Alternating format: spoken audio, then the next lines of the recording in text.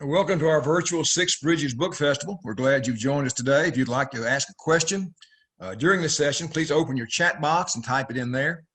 And I'll be keeping an eye on your questions. I'll try to answer as many of them as I can. We have with us today two excellent historians and two very fascinating books. I'm going to introduce S. Charles Bolton first. Charlie grew up in upstate New York. He received a PhD from the University of Wisconsin-Madison. In 1973, joined the history department at the University of Arkansas at Little Rock, where he's now an emeritus professor.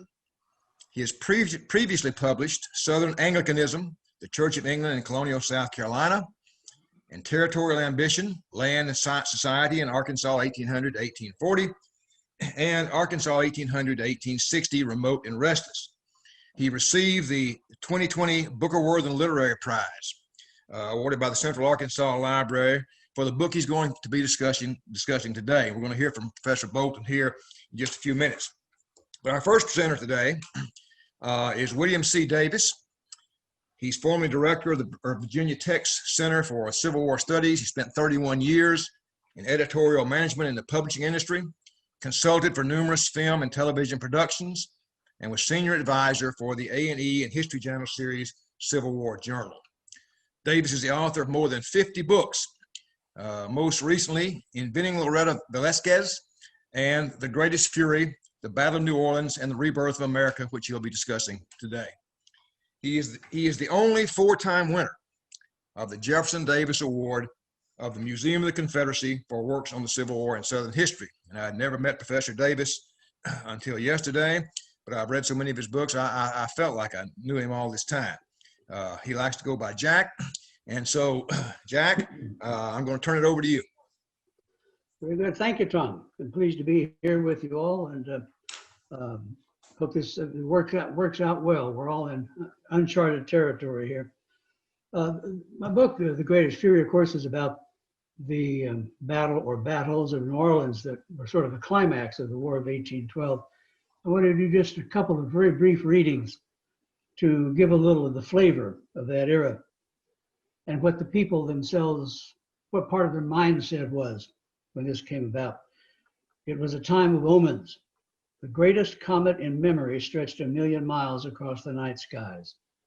The most powerful earthquakes in recorded history twisted the great Mississippi at will, swallowing communities, spitting up islands, and ringing church bells from New Orleans to Boston. With the heavens and the firmament in conflict with each other, Shawnee mystics were foretelling a war between the living and the dead. And against that background, the focus shifts to New Orleans itself, which was then and remains a place unique, I think, in America. New Orleans assaulted the senses with friendly weapons. Bitter aromas from its coffee houses mingled with smells from European, African, and Caribbean kitchens, spilling into streets redolent of rose and citrus gardens, warehouses of pungent sugar and tobacco, the acrid droppings of cart horses and the fishy tang of the great river. Streetmongers' cries hawked everything from bread to silks, vying with shouting auctioneers selling cattle and slaves, the rhythms of shod hooves and iron-bound carriage wheels, the boasts of carousing riverboatmen, and the puffing stacks and belching boilers when a steamboat made landing. Most of all, there were the sights of the city. The many-colored wooden buildings lining most of its 70 blocks, broadclothed and beaver-hatted gentlemen in their counting houses, aproned merchants at shop doors, buck-skinned upriver backwoodsmen on the streets, ladies in Parisian fashion strutting the banquettes, and Choctaw women in deerskin and gingham. Everywhere were the dusky faces of slaves and the formerly enslaved, and the coffeed complexions of mulattoes and quadroons inhabiting the city's almost unique terra incognita between white and black. A sightseer might roam the entire known world, or simply come to the crescent bend of the Mississippi and see it all in New Orleans. No wonder a late War of 1812 visitor declared, "I could scarcely imagine myself in an American place." Yet, indeed, it's perhaps a quintessentially American place. And it's perhaps fitting that the final climactic engagement of this much misunderstood War of 1812 would have taken place there.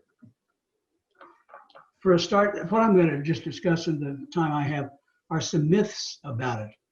And I hope some realities to replace the myths. It's not just one battle for a start, it's 7. The very first one, on December 14th, the Americans lost when the British took their entire gunboat fleet on Lake Bourne. The only real open field battle of the entire affair was December 23rd, when the British actually got a jump on Andrew Jackson and had a chance perhaps to take New Orleans before he was ready to defend it. But they hesitated. There are 2 more engagements on December 28th, and on New Year's Day, 1815, there are reconnaissances by the British. Both of them turned back. And then on January 8th, the big day itself, there really are 2 battles. The one on the West Bank that the Americans lost. The British over there were actually within reach of New Orleans, but for the fact of what had happened on the opposite bank, where, of course, the British are decisively defeated. And finally, there's a bombardment of Fort St. Philip downriver by, you can tell I'm a Civil War historian, I keep wanting to say Union gunboats, by the British fleet that went on for 8 days, and yet was finally turned back. One of the prevailing myths about this battle is that it was a near thing, that Jackson was extremely fortunate, that it was almost a miracle that the outnumbered Americans were able to turn back the British. Actually, when you look at it, the miracle would have been if Jackson had lost. I can't think of another engagement I have studied in which one side had so many advantages, largely just out of luck. For a start, the British approach was limited to the only dry ground they could march over, which was a narrow strip between the Mississippi River and the swamps back behind it leading up to Lake Bourne. It was only about 800 yards wide. So no matter how large the British army might have been, its front line could never have been more than 800 yards, which means it couldn't get more than maybe 1,000 men into that line. At one point, General Pakenham commands up to 10,000 men, but he could really only put 1,000 of them in front. Andrew Jackson has about 4,800 men, so he is theoretically outnumbered 2 to 1. But when it actually came to the people who could be arrayed on that battle line, the sides would have been even. And Jackson really lucked out in the fact of he got good local advice on where the best place was going to be to set up his defense. They set it up along what was called the Rodriguez Canal, which was a canal that ran across from the river to the swamp. So already there was a dugout. There was a slight depression there that could be the beginning of his fortifications. He could use that as a basis for building the wall that he would build of mud, about 12 to 14 feet high in places, and put parapets behind it and arrange his 8 batteries along that wall so that he had virtually closed off all approach to New Orleans, to the British from the direction from which they were approaching. And best of all, he had the great good fortune that there was the New Orleans Navy Yard, only there wasn't much of a Navy there.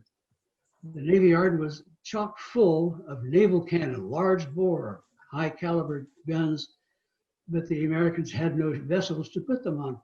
And so when he came to defend New Orleans, there were dozens of naval cannons sitting there in warehouses ready to be used. And as an example of what didn't always happen in American history, the Navy decided to cooperate with the Army and let Jackson have all the guns and all the ammunition and all the gunpowder he needed, with the result that he was able to set up 8 batteries with 14 big, powerful cannon behind this mud parapet that he built. And it's really the artillery that's going to win the battle. His army is interesting. It might be the first truly American army. It's made up of frontiersmen from the United States. It's full of local Frenchmen still living in Louisiana.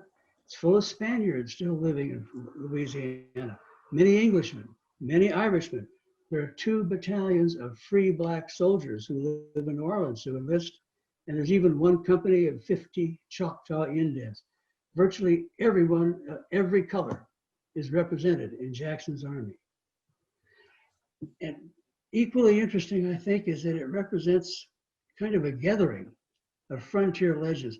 Even as early as the War of 1812, Americans were already developing a pretty rich mythology.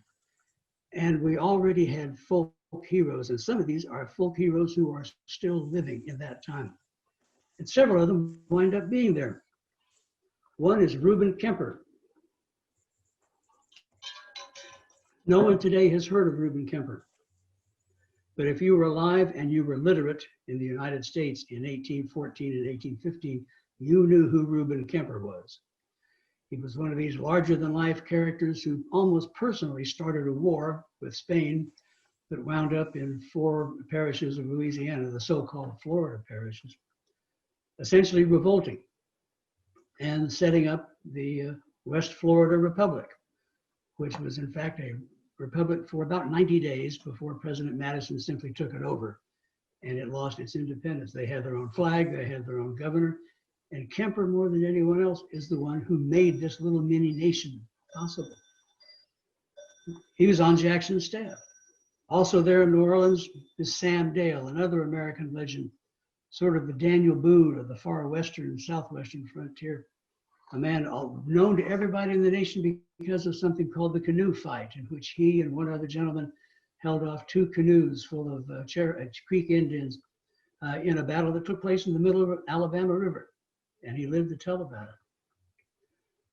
A man who wasn't exactly a legend, but who some people knew about, was a sergeant named Isham Lewis, who was the nephew of Thomas Jefferson.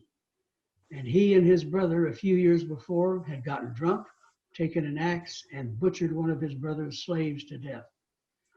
In shame, he escaped. He left Tennessee, where he was living, changed his name, and wound up enlisting in the United States Army. He will be one of only 13 soldiers who were killed on the American Army in the Battle of New Orleans. Anybody familiar with the Alamo has heard of Jim Bowie. Jim Bowie was on his way there. If the battle had lasted another day, Jim Bowie would have been at the Battle of New Orleans. Some of the artillery at Fort St. Philip was commanded by a man named Major Charles Wollstonecraft. If the name is at all familiar, it's because his niece, Mary Wollstonecraft Shelley, a few months after that war, would write a novel, a perverse little novel that she called Frankenstein, or the American Prometheus. And of course, the Lafitte's are there, the great so-called patriot pirates, Jean and Pierre Lafitte. Pierre will actually play some important roles, acting as a scout and courier for Jackson in the battle, while Jean, we don't know where he was at the time. Another myth is that this battle has no impact on the war. The war is already over because the Treaty of Ghent was signed in December of 1814, sometime before the battle was fought. But I think nothing could be further from the truth. The British had no desire to take New Orleans. They didn't go into the War of 1812 hoping to end our independence and reabsorb us into the British Empire. They were simply wanting to make sure they, and not we, had dominance of the mercantile carrying trade in the Atlantic. And so they had no desire to see an end to the United States. They simply wanted to control and contain our growth. Even had they taken New Orleans, almost certainly they would have given it back. But when you take into account the fact that it took 2 months for a letter to get from London to New Orleans, from one British author to one British reader, and then another 2 months for it to get back, you can see how long correspondence and negotiations might have been delayed for months, even had the British taken New Orleans. And in those months, British occupying the city could have taken off with millions of dollars worth of cotton and tobacco and other goods in those warehouses.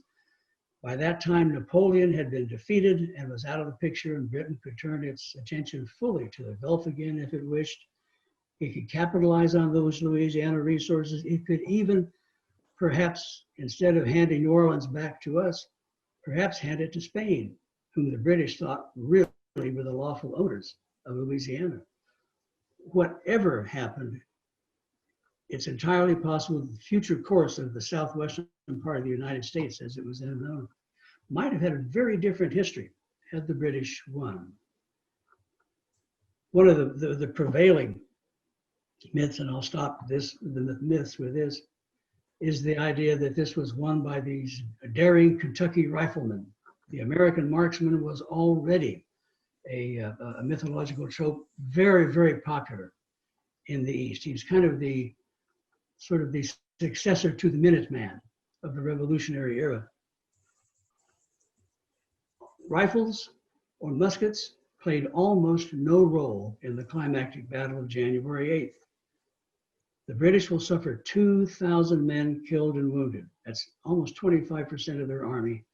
And when it's analyzed, you see that the wounds are overwhelmingly caused by the artillery, by those 14 guns set up along that tall mud wall that Jackson had erected.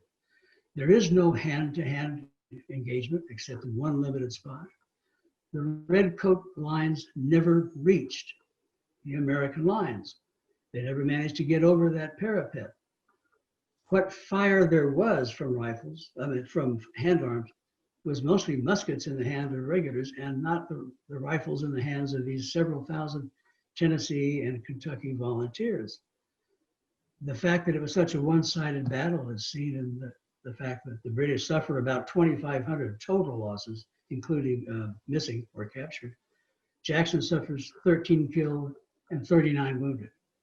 The British simply could never take aim at anybody, and the British artillery was so weak, and that mud wall was so good at absorbing British shot and shells that they simply could do no damage to Jackson's line.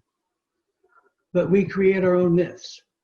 And part of the American ethos already by 1815 was that we don't achieve things through mechanistic operation of teams loading cannons and firing them. We create history by the individual standing out, taking aim, and bringing down the enemy face to face. And so within days of the battle being fought, letters start going out of New Orleans written by participants talking about what the riflemen did. Well, they did nothing. But because of misinterpretation and whatnot, these things got spread to the East. They appeared in newspapers, and in those days there were no wire services, but newspapers did an editorial exchange. If you published a newspaper in your town, you might send 100 copies of it to other editors in other towns, and they would send their papers to you, and then you'd reprint each other's material. And so these letters from New Orleans appear in hundreds of newspapers from Louisiana to Maine. And they're all putting forward this notion that somehow these daring riflemen have achieved this tremendous victory. There's almost no mention of the artillery after a while. And that suited the temper of the young nation. The Minuteman needed a grandson suited for the new times, and the Kentucky and Tennessee riflemen fit the mold. Within just a few years, a very popular tune was written entitled "The Hunters of Kentucky."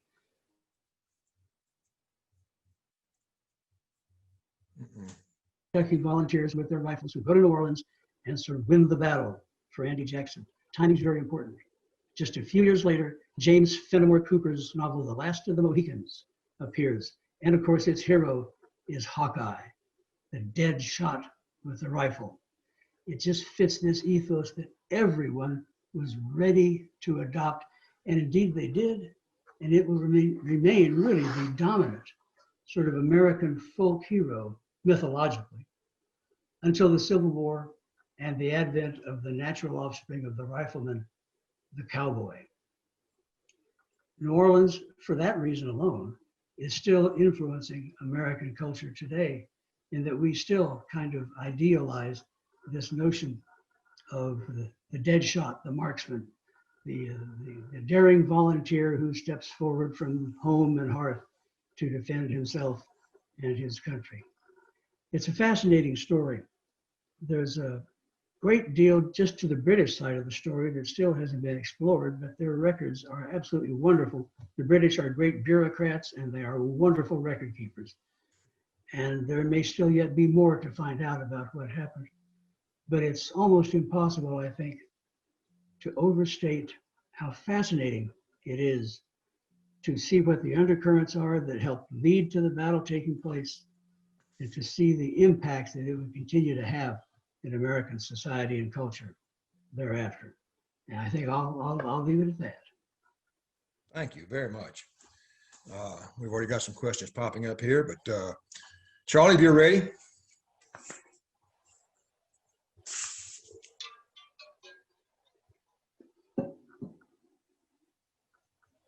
Trying to make sure you unmute yourself there.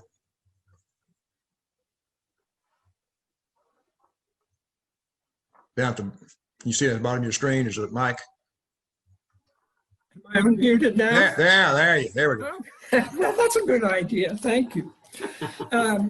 My book is about the phenomenon of enslaved people attempting to free themselves from bondage. It's a phenomenon that has to do with slavery and enslaved people, but it also has important effects on Southern culture and society, and to a certain extent, the Civil War as well. But for me, I guess the thing that I really like are the people that are involved. And so I'd like to take just a few minutes and read from a little sort of summary at the end of the book where I just kind of reiterate some of the things about a few of these actors. Ginny Jerry never fled far from Bennett Barrow's West Feliciana cotton plantation, yet he waged a multi-year war against the owner's highly restricted system of control. Jerry chose to woods off, as Barrow put it many times, staying out for various periods that extended up to 6 months, and from which he returned looking healthy and well-fed. Barrow was forced to spend a lot of time, including quite a few nights, trying to capture Jerry, and he finally had to hire a professional slave catcher whose dogs did serious damage to their quarry when they finally tracked him down. Probably it was an attachment to family and friends that kept Jerry from striking out for someplace far away. But within the confines of the space he defined, he was a nonviolent but very determined rebel. Some husbands and wives fled together. Randall, a blacksmith on a Mississippi plantation, crossed the river and entered Chico County, Arkansas in 1836, along with his wife and Aaron, Maria, and Hiram, taking 4 guns with them and doubtless intending to take advantage of the swampland, perhaps to go north or south or take up a maroon-like lifestyle. That means living pretty much on their own. A decade later, John and Polly, victims of the slave trade, who were sold together in Virginia, spent a year in the Chico County Jail. They had escaped from New Orleans after being purchased by different owners and made their way upriver, probably by steamboat, but were captured somewhere along the way. The sheriff of Chico County advertised his captives, as was a normal thing to do, so that their owners could come and get them. But when that did not happen, they were put up for sale, their most realistic hope for future happiness being that someone would buy them both.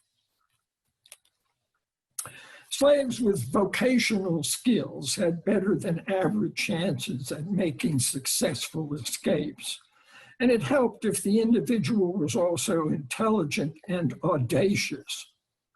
John Scott was such a man, After being purchased in New Orleans, he asked to be hired out on a steamboat. His owner refused because Scott had a history of running away, and instead gave him a job on land. Scott responded by malingering until he got what he wanted. He became a steamboat cook, and after a time made an unsuccessful attempt to get away. That owner sold him, but a new one let him take another steamboat job, doubtless thinking about the high wages earned by cooks made it worthwhile risking the loss of a valuable property. If so, he lost the gamble. Scott absconded in Louisville, from where he made his way across the Ohio River and perhaps on to Canada.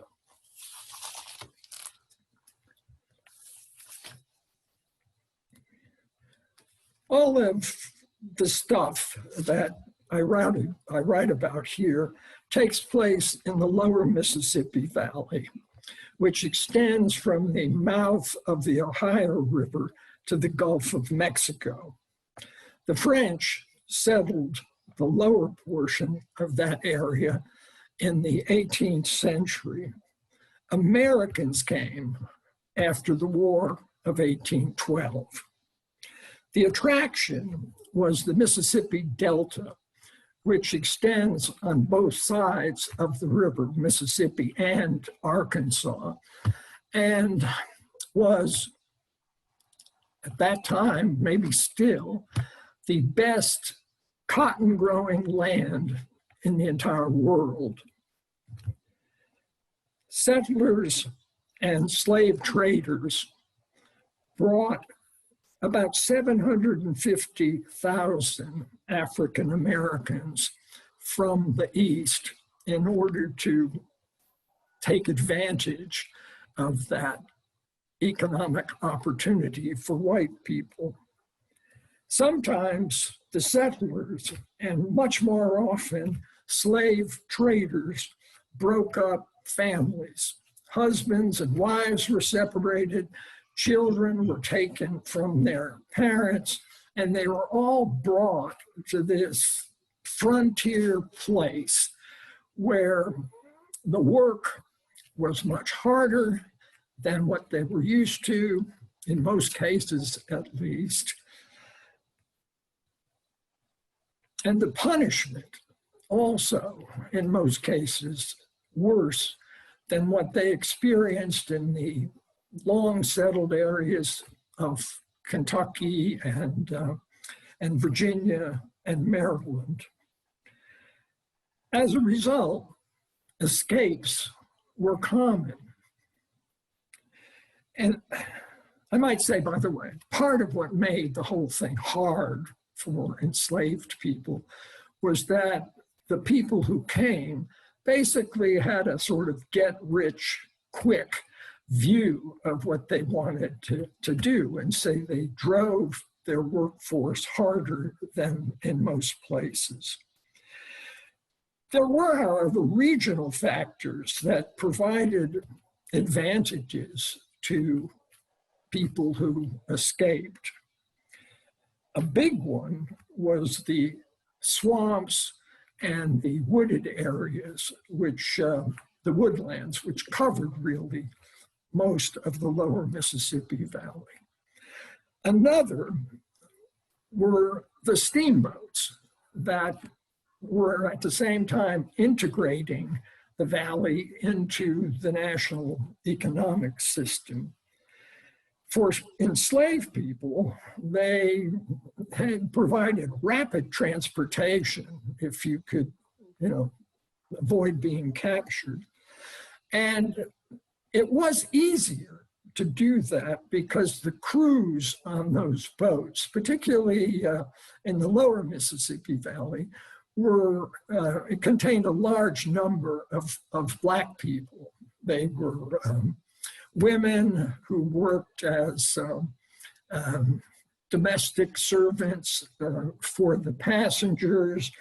And then there were also free Black people and also hired out slaves like John Scott, who were on the boats, and as working people, that provided a way for them to escape, but also they made it possible and sometimes actively helped other enslaved people who managed to get on board. And so a significant amount of people, well, a few at least, got to the north that way, but also many enslaved people from, say, Natchez, got to other places in the South, from Natchez maybe to Little Rock, from Memphis maybe to Baton Rouge. They moved around a great deal within the valley because the slave sales continued in the Mississippi Valley. So people were taken from one place where they had lived to another place, and very often they wanted to get back to those places. Also, cities were important for escaping slaves.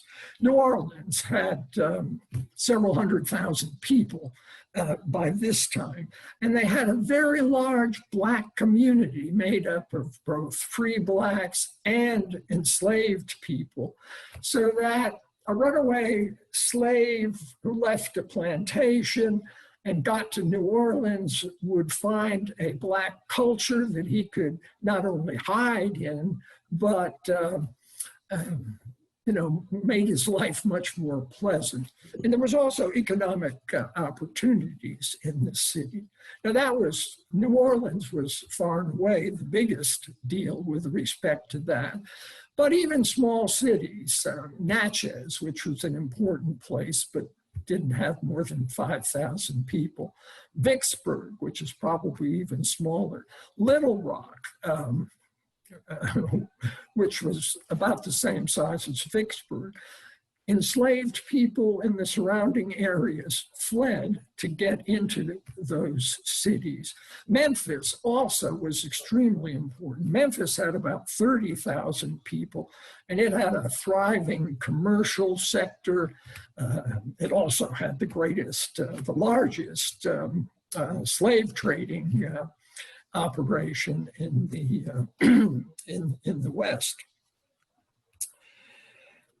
People fled for many reasons.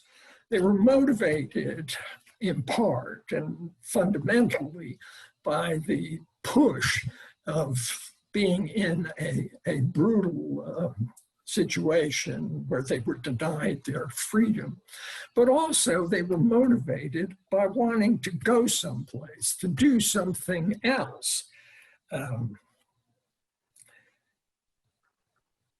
One form of escape was simply going out at night to attend religious services or go to a dance or a party or meet someone you were in love with. That doesn't seem like maybe a major thing, but an enslaved person who was caught out on the road without a pass from his owner could be picked up, and often was, by a slave patrol. He or she might then be whipped and taken home and maybe endure another whipping after that. So these small chances at freedom could be very dangerous. There was also a phenomenon called laying out, where enslaved people left home for, a few days or maybe a week, or, in the case of Ginny Jerry and others, for much longer periods of time. Going to a city, as I've talked about, was another major goal of people for leaving. They also, some of them in fact, tried to get back to the places in the South from where they had been brought. That may have sounded strange to go back to the South, but like most of us, enslaved people wanted to be where they had friends, where they had family, where they were comfortable. That over time became less important, but the same thing happened within the lower Mississippi Valley, so that there was this movement of slaves going on constantly. And then, of course, people did try to get to the north. From the deep South, from Natchez below that to the north, was an extremely difficult thing to do. But it, as I said, the steamboat gave people in the lower Mississippi Valley a shot at that, which people in Alabama, for example, simply did not have. Running away was difficult and dangerous. Most escapes ended in capture and punishment. Owners tracked down their missing workers. Neighborhood slave patrols caught them. White people, oftentimes people who didn't own slaves, also chased slaves. And they did it in part because you could get a reward from the owner, and you could also count on getting maybe $10 if you took an enslaved person to the local jail, where then the jailer would advertise and handle the situation from there. So it was, financially attractive in a small way. But there was also an ethic, a kind of sense of civic duty, that slavery was a Southern institution and white Southerners had a duty to protect it, which I think pretty strongly had a strong impact on what went on after the Civil War. I think for a long time, and maybe, for a long time, white Southerners felt like they were responsible for policing the Black population, and all of that came from slavery and from runaway slaves. Fugitivism also had an impact on Southern society. Stealing slaves and selling them was an important crime in the South, and practiced on a regular basis by professional thieves. Capturing slaves and the fear associated with runaway slaves on the part of white people helped to make the South an armed society, which was a characteristic it acquired in the antebellum period and, of course, has continued for a long time since. So, finally, runaway slaves were both courageous people, and they were often, as well, ambitious people. They wanted to get away from something, but they also wanted to go someplace. They were like you and me. They wanted to improve their lives in a variety of different ways. Thank you.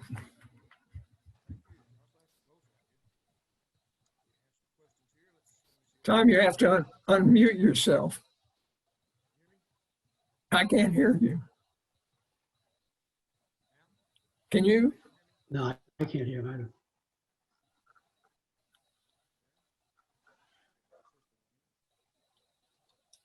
either. It's that little thing you told me about.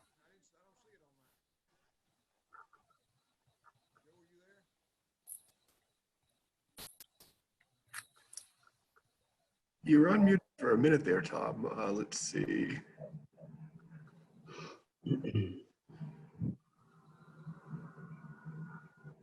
On my computer, there's a row of icons, and there's one that looks like a microphone on the far left, and that's the one to turn mute on and off.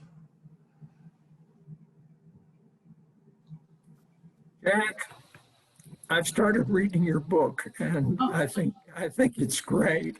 And I want to say, "The Hunters of Kentucky" was a wonderful, wonderful song. I used to sing parts of it very badly to the students in my class. Go ahead, Tom.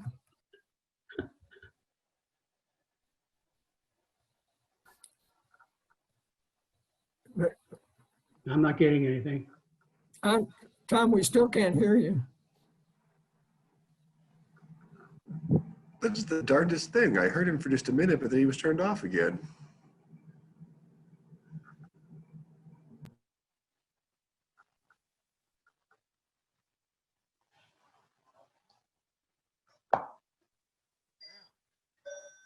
Try it now.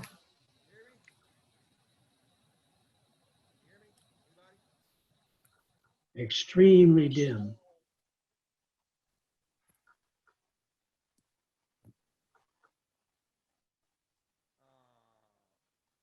Anybody hear me now? Joe?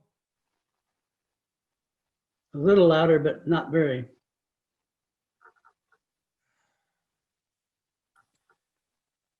Jack, did you see that that question? Several questions have been posed. Maybe we could try to answer those. Yeah. Yeah, let me see. Do you see it? Well, a guy named Gary Wheeler asked a question, I think, about the role of weapons and how that might have affected Southern society. Oh, here it is. Is there a continuous current regarding these themes in the current period? So I think you talked about aspects of gun owning and that sort of thing, and so do I. Do you want to say something about that with respect to the present? Well, I'll offer one comment, and maybe you'll want to add to it. When you got this cultural hero, the Kentucky marksman or the rifleman, who is prevalent up through the 1850s and even almost to the Civil War, and then as the country moves west, the East adopts a new frontier iconic hero, which of course is the cowboy. The through line through it all, of course, is that he is an armed individual, and I think that ethic is still with us today, largely as a result of romanticization, and also partly cultural because of our entertainment media years and years ago. With the majority of TV shows in the 1950s were westerns. A great many Western films made before then, a very popular literature in Western, in the Western field, and they all have tended to glorify, and I don't mean to say that in a pejorative way, but they've tended to glorify the idea of the gun owning and gun toting individual who settles his or her problems by direct action, and I believe you still see that today in the militia groups, among other things. Yeah.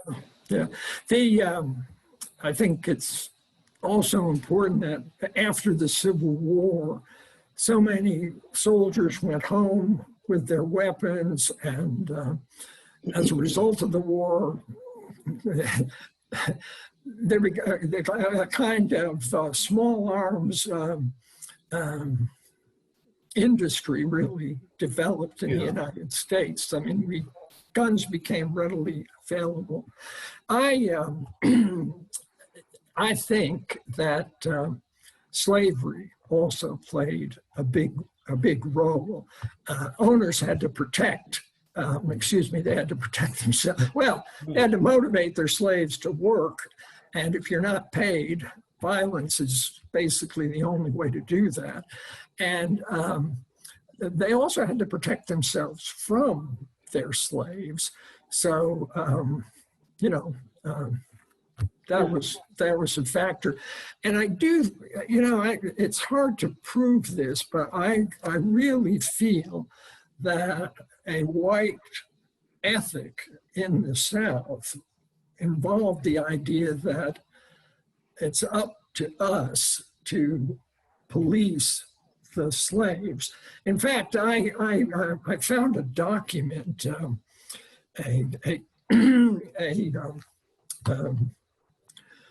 legal, well, it's a transcription of a legal case in which a defense attorney, actually a judge at one point talks about the fact that it's this civic duty for controlling the slave population. And there is this quote, "Each one is made a policeman."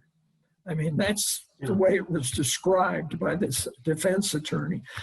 And that, that just struck me as the answer to a lot of questions. And I won't belabor it, but there's also this ethic of vigilantism. Before the war, you have, because law is thin on the ground in sparsely settled areas, and you have these groups who are called the slicks. You've probably run across them, who essentially are sort of like the Ku Klux after the war, but their purpose is largely to keep slaves subdued, to ensure they stay on the plantations, to help capture them if they need to bring them back. They really start showing up in the 1830s and 40s, I think. And I think that's an expression of this sense of obligation that we have to do this to maintain order in our community. Yeah, that. Anybody hear me now? Anybody hear me? Yeah. Welcome aboard. Hear me now? All right, thank you. I had a question for Jack. A few figures in American history are more controversial. Andrew Jackson. How did you come away from this book feeling about Jackson? I freely confess to going into the book not liking Jackson very much. I tend not to have likes and dislikes among historical figures. I'm just interested in working with them. But he has attributes that I don't like. He's small-minded. He's very petty. He is a bully, but he is at the same time unquestionably impervious to fear, resourceful, quick to act. And in the case of New Orleans, the New Orleans campaign, while he managed to alienate most of the New Orleans civic leaders, and certainly the governor of Claiborne, Louisiana, and even a lot of his own officers, it appears to me that he made almost, not all, but almost at every point he had to make a decision, he wound up making the right one, where it concerned defending New Orleans against the British. Once the British threat was gone, then the other aspects of his personality caught up with him, and he almost had a civil uprising against him in New Orleans. I think he had the instincts of a dictator. Mm-hmm. Thank you. Charlie, one for you. Recent studies of American slavery, and I'm thinking particularly of Walter Johnson's book, River of Dark Dreams, which I see you cite in your book. Talk about the fact that you mentioned in your presentation that this Mississippi Valley was a different world. To what do you attribute that, and what was the impact of that on fugitivism? Well, what Jack was saying about New Orleans, continued to be true. Okay, it was a special place, New Orleans, for one thing, and that had a big impact on the lower Mississippi Valley. But I would also stress the environment. It's a very watery place, for example. I mean, there's the Mississippi River, but there's also the Red River, there's the Yazoo River, there's the Arkansas river so that, well, that allowed the steamboats to play a tremendously important role, which of course affected runaway slaves. But also there were just, the Mississippi Delta, which is now cleared of lots of vegetation, was at that time basically a swamp, as was much of the lower Mississippi Valley. And even going back to the French period, starting in fact there, slaves found it relatively easy to escape, at least for short periods, because plantations backed up into swamps. I mean, it wasn't hard to get away, and to a certain extent that continued to be the case. Then